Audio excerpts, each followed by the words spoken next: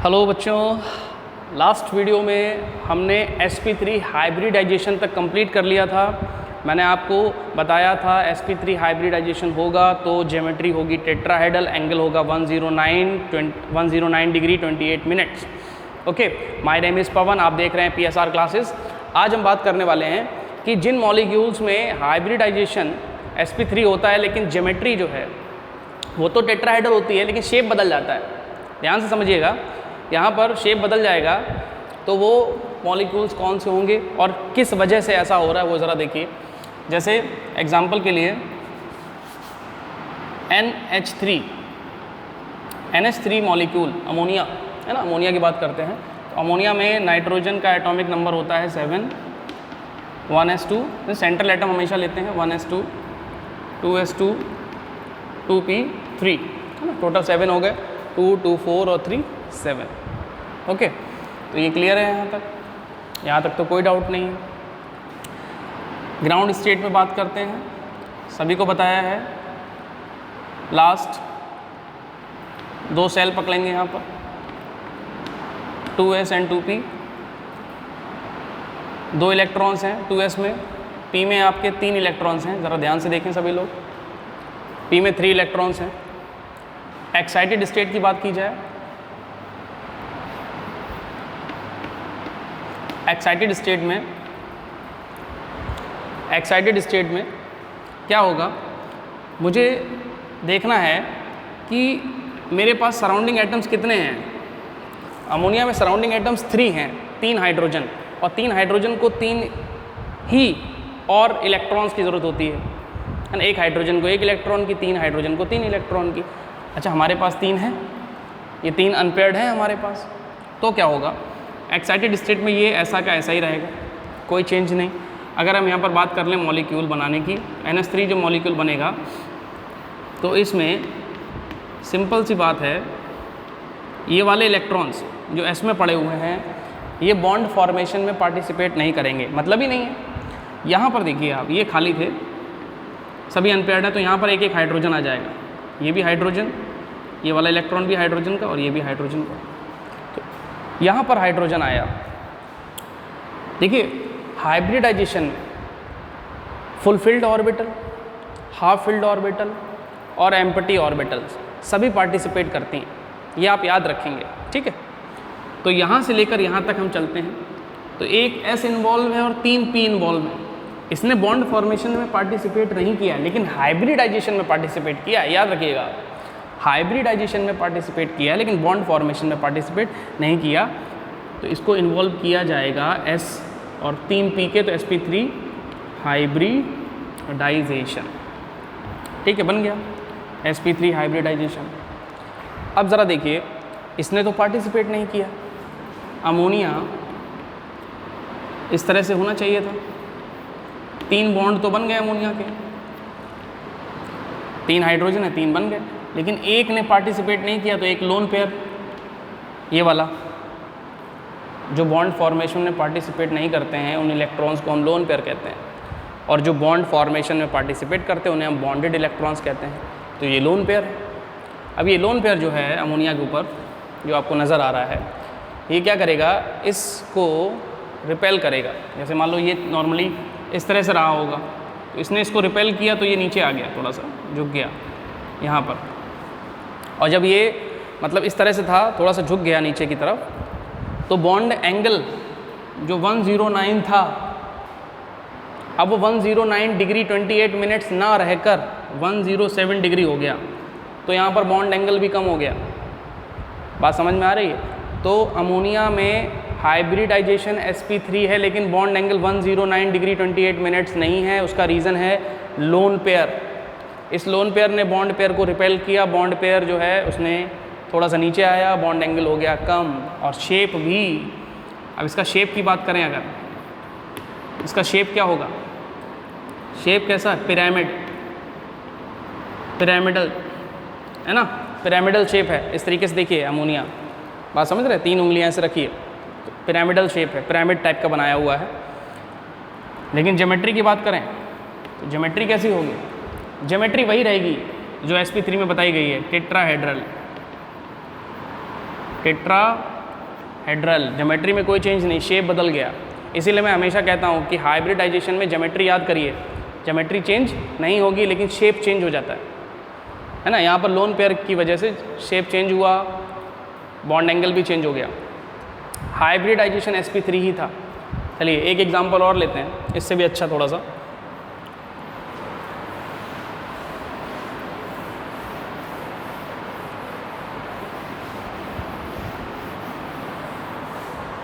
H2O water, central atom oxygen, है ना, atomic number 8, 1s2, 2s2, 2p4, last की 2 shell पकड़ेंगे, है ना, 2s 2p, 2s 2p, ground state. S में कितने हैं? 2, P में 4, 1 2 3 4। अब ज़रा यहाँ देखिए, एक अनपेयर्ड, 2 अनपेयर्ड, 2 अनपेयर्ड हैं हमारे पास, 2 ही हाइड्रोजन है। इसका मतलब हमें और अनपेयर्ड की ज़रूरत नहीं है। तो एक्साइटेड स्टेट में कोई चेंज नहीं आएगा, कोई भी इलेक्ट्रॉन जंप नहीं करेगा, जैसे हैं वैसे ही रहेंगे, है ना। क्लियर है? कोई चेंज नहीं आया एक्साइटेड स्टेट में। H2O मॉलिक्यूल की बात करें तो H2O मॉलिक्यूल की बात करते हैं तो 2s के इलेक्ट्रॉन्स एज इट इज़ रहेंगे, कोई चेंज नहीं। ये तो बॉन्ड फॉर्मेशन में पार्टिसिपेट भी नहीं करेंगे, मतलब ही नहीं है। ये 2 इलेक्ट्रॉन्स भी बॉन्ड फॉर्मेशन में पार्टिसिपेट नहीं करेंगे। लेकिन यहाँ पर जो पड़े हुए हैं 2 अनपेयर्ड, ये हाइड्रोजन के 2 इलेक्ट्रॉन्स यहीं पर आकर आ जाएंगे। यहाँ पर भी हाइड्रोजन आ गया, यहाँ पर भी हाइड्रोजन आ गया। तो यहाँ पर आप देखें, इसने, इस वाले ने बॉन्ड फॉर्मेशन में पार्टिसिपेट नहीं किया, तो ये दोनों हैं लोन पेयर। हाइब्रिडाइजेशन कौन सा होगा? sp3। देखो एक s का इन्वॉल्व है और 3 p के इन्वॉल्व है। मैंने आपको बताया है, चाहे बॉन्ड फॉर्मेशन हो या ना हो, हाफ फिल्ड हो, फुल फिल्ड हो, एम्प्टी हो, सारे ऑर्बिटल्स हाइब्रिडाइजेशन में पार्टिसिपेट करते हैं, ठीक है। लेकिन बॉन्ड फॉर्मेशन में ऐसा ज़रूरी नहीं है। तो बॉन्ड फॉर्मेशन नहीं हुआ, ये लोन पेयर है, लेकिन हाइब्रिडाइजेशन सबका हुआ है। ये हाइब्रिडाइजेशन भी क्या हुआ? sp3 hybridisation. शेप देखिए, इसका शेप कुछ इस तरह से बन जाता है। एक लोन पेयर ये और एक लोन पेयर ये।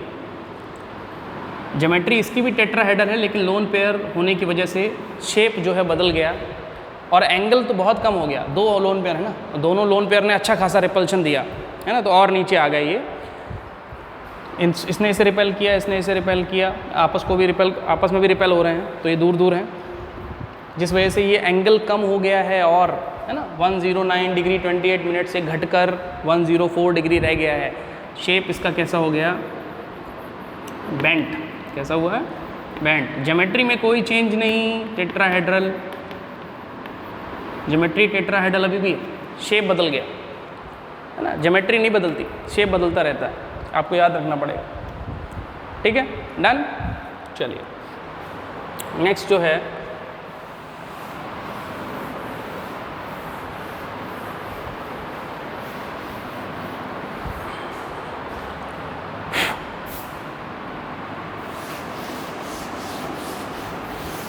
sp3d।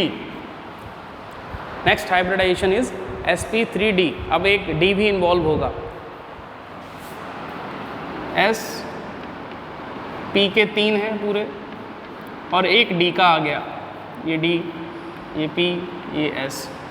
टोटल कितने बनेंगे नए? 1 2 3 4 5 हाइब्रिड ऑर्बिटल्स बनेंगे आपके। और सभी का नाम क्या होगा? सभी का नाम होगा sp3d। sp, ये सभी, ये सब sp3d होंगे। बात समझ रहे हैं?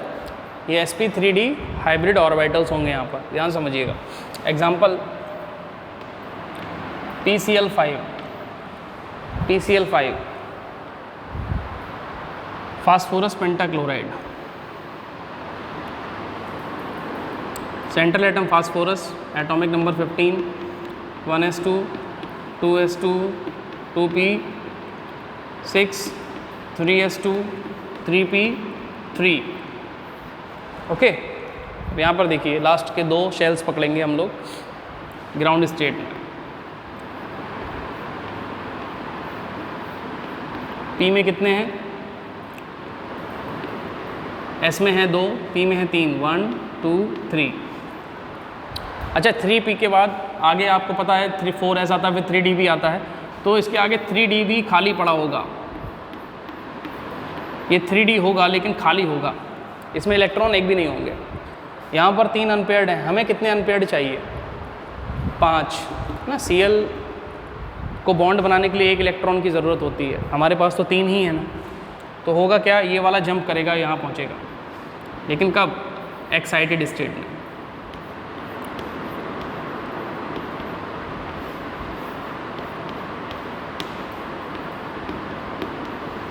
एक डी में भी चला जाएगा,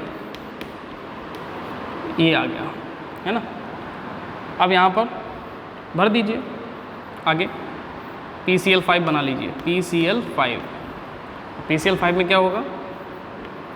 3s में अब 2 हो जाएंगे पूरे, इसमें भी 2 हो जाएंगे सभी में,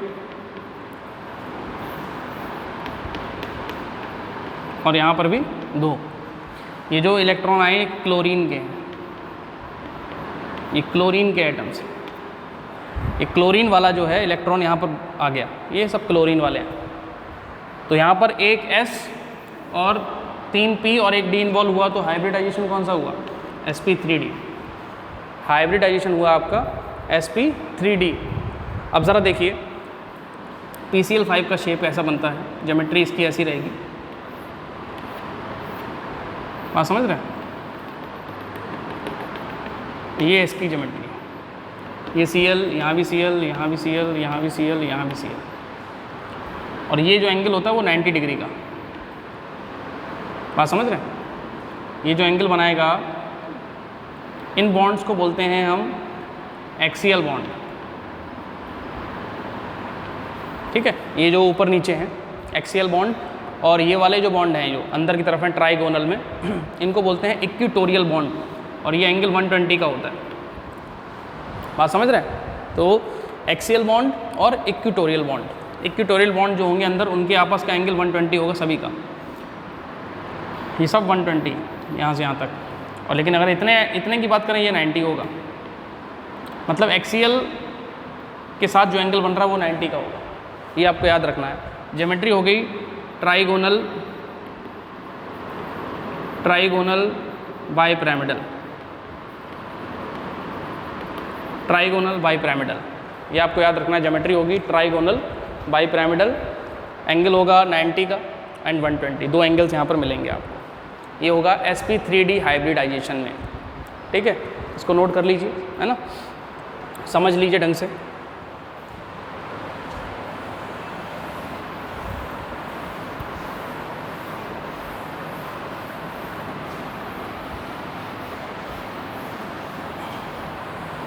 अगला है, अब हमने एक S, 3p और 2d इन्वॉल्व कर लिए यहाँ पर। अब d के 2 हैं, तो यहाँ बन जाएगा sp3d2, sp3d2, sp3d2, 6 बनेंगे टोटल। ये भी sp3d2, अब 6 बनेंगे ना, 1 2 3 4 5 6, है ना, टोटल 6 हाइब्रिड ऑर्बिटल्स बनेंगे। अभी तक 5 बन रहे थे, जितने हाइब्रिड ऑर्बिटल्स बनेंगे बॉन्ड भी उतने ही नज़र आएंगे आपको, है ना। तो कुछ केसेस को छोड़ दिया जाए, जिनमें लोन पेयर्स होते हैं उनको छोड़ दें, बॉन्ड वैसे नॉर्मली आपको उतने ही नज़र आएंगे जितने हाइब्रिड ऑर्बिटल्स बनेंगे। ठीक है, नंबर ऑफ सिग्मा बॉन्ड जो है हाइब्रिड ऑर्बिटल्स के बराबर ही होते हैं, लेकिन अगर लोन पेयर नहीं है तब। तो इसमें देखिए एग्जांपल SF6, SF6 है ना। SF में S जो है सेंट्रल एटम है, 1s2, 2s2, 2p6, 3s2, 3p4, है ना। इसमें फिर वही तरीका है, कुछ नया नहीं कर रहे हैं हम लोग, हम लोग वैसे ही कर रहे हैं कुछ नया नहीं कर रहे हैं। इसके आगे भी 3D खाली पड़ा होगा, इसके आगे भी जो 3D ऑर्बिटल है वो पूरा खाली पड़ा होगा। बात समझ रहे हैं। फिर से ग्राउंड स्टेट में आते हैं। 3s में 2 हैं, 3p में 4 हैं, 1 2 3 4। अच्छा हमारे पास कितने हैं?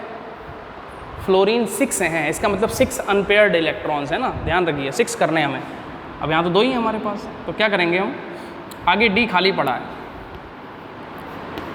हमारे पास, जो है D जो है वो खाली है।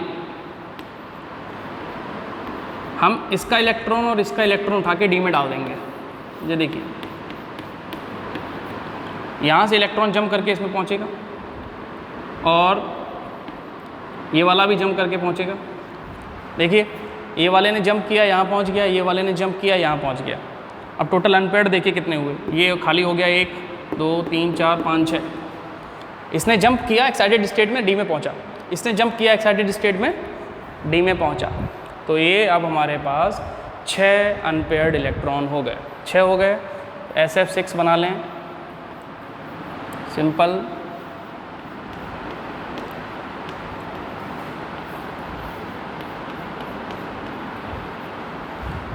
एक यहाँ आ गया, सभी अनपेयर्ड इलेक्ट्रॉन के साथ फ्लोरीन का एक एक इलेक्ट्रॉन पहुँच गया। ये फ्लोरीन का है, ये भी फ्लोरीन, इसमें भी फ्लोरीन आ गया, इसमें भी आ गया, इसमें भी आ गया, इसमें भी आ गया। 1 2 3 4 5 6 फ्लोरीन एटम्स जो हैं उनके इलेक्ट्रॉन्स आ गए। तो टोटल हाइब्रिडाइजेशन क्या हुआ, sp3d2। क्यों? एक S इन्वॉल्व है, 3 P इन्वॉल्व है और D के कितने इन्वॉल्व हैं, 2, तो इसलिए हाइब्रिडाइजेशन हुआ है sp3d2। ज्योमेट्री देखिए, ज्योमेट्री इसकी होती है इस तरह से बना लें आप।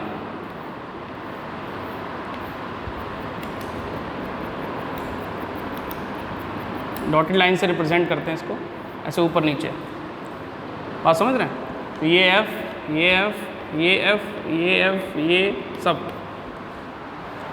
बात समझ रहे हैं? ये ऑक्टाहेड्रल कैसी हुई, ऑक्टाहेड्रल ज्योमेट्री हुई आपकी, ऑक्टाहेड्रल। बात समझ लीजिए, है ना, ज्योमेट्री कितनी हुई, ऑक्टाहेड्रल। ये 90 डिग्री का एंगल है, ज्योमेट्री होगी आपकी ऑक्टाहेड्रल। तो याद रखना है sp3d2 में ज्योमेट्री होगी आपकी ऑक्टाहेड्रल, sp3d में ज्योमेट्री होगी आपकी ट्राइगोनल बाईपिरामिडल, sp3 में टेट्राहेड्रल, sp2 में ट्राइगोनल, है ना, प्लेनर, एंड sp में लीनियर। ये हाइब्रिडाइजेशंस हैं और हाइब्रिडाइजेशंस को निकालने का तरीका बताया मैंने। एक शॉर्ट ट्रिक पर वीडियो में ऑलरेडी अपलोड कर चुका हूँ, वो वीडियो आप देख सकते हैं कि हाइब्रिडाइजेशन को शॉर्ट ट्रिक से कैसे फाइंड करें। ठीक है, अगर आपको ये वीडियो पसंद आया हो तो लाइक करें, शेयर करें और please subscribe the channel. Okay, thank you.